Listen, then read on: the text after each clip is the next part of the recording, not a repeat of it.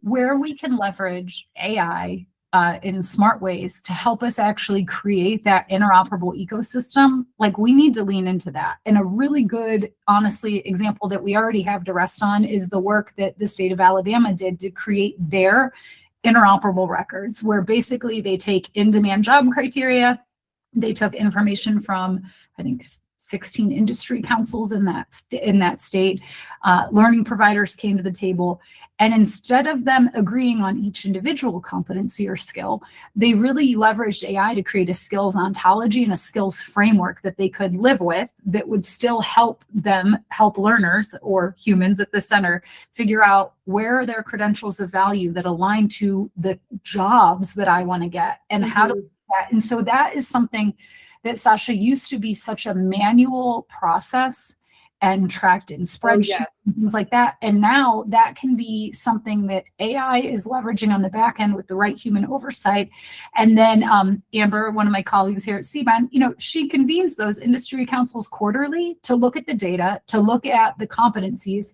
And what we see is like competency and skill crossover between certain industries that allow us then to remap jobs and look at things like where someone might be at risk of automation.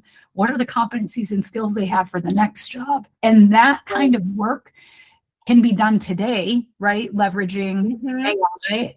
And I don't even know where the limit to that is, right? Like, I think if we just think that's what we can do today, then the future is really limitless in terms of what we could do. I'll also just name, it's a little bit scary too, right? Like where does the, how do we make sure we have a human at the center? How do we make sure we have a human in the loop, so to speak, as we design these systems, so we don't end up unintentionally designing something that really isn't working for every learner, for every person.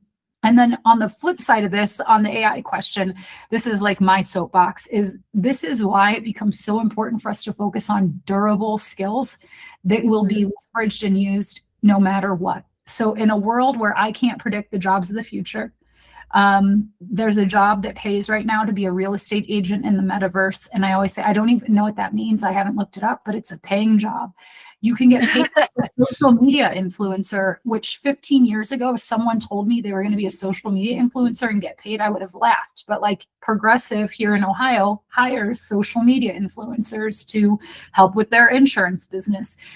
If I was a higher ed leader, I can't predict those jobs and I can't design programs around them, but I can leverage AI to create a Nimble Curriculum. I can leverage AI to update content and make things more relevant for my learners.